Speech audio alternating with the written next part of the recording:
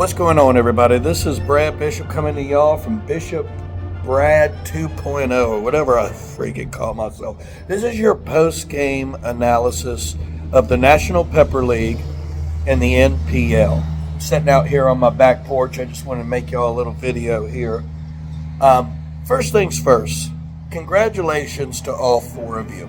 Y'all's honey hot sauces were amazing.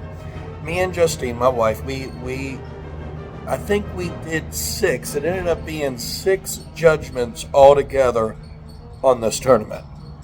This was one of the hardest tournaments I've ever been a part of. But I think that I owe the 4 sauce makers an interesting take on the overall, after it's all done, on how this all transpired and came about. Jake Seed had never made a honey hot sauce at all. The ingredients, the pictures he took, the sauce, and all of it just looked amazing when he was creating it. But the flavor profile of that actual sauce he was creating, and I would imagine he added honey with it. For being his first sauce, it came in high for the ratings, but it just didn't seem much of a style of the route you'd want to go for a honey hot sauce. But he pulled it off.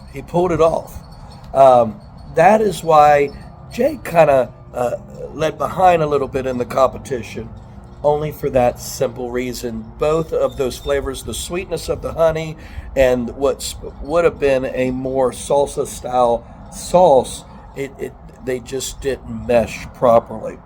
But it came out high. So it is what it is. And great job, Jake. Thank you for being a part of the competition. Richard Bryson. That is one of the most incredible hot sauces I have ever tasted in my entire life. I want you to know that you need to add the honey stinger to your lineup. From your label to everything, you scored super high in this competition. And well deserved. It was a savory, honey, sweet hot sauce. Where you lost it was scoring the 7. I could taste the honey, but it was more of what you created stood alone altogether versus the flavor of the honey. You literally scored a 7 on the honey. On that wild card. I mean, I thought Greg was going to win it. Then I thought, God dang, Richard may win this thing. And all of a sudden, this wild card do you taste the honey? Got you a 7. That is where you fell short. But you add that gosh darn sauce to your lineup, I promise you'll be a millionaire. Matthew Stovall, what got you was the label. Through the whole tournament, it got you through the label. You scored an 8 out of 10. I love the skull, the fire, and all that. Smack Your Honey, love the name. But your marketing set you back throughout the tournament for the simple fact that the skull, fire, and peppers had nothing to do with the theme that you had created, scoring you what it scored you. Where you became a champion, your sauce was amazing, brother. Amazing.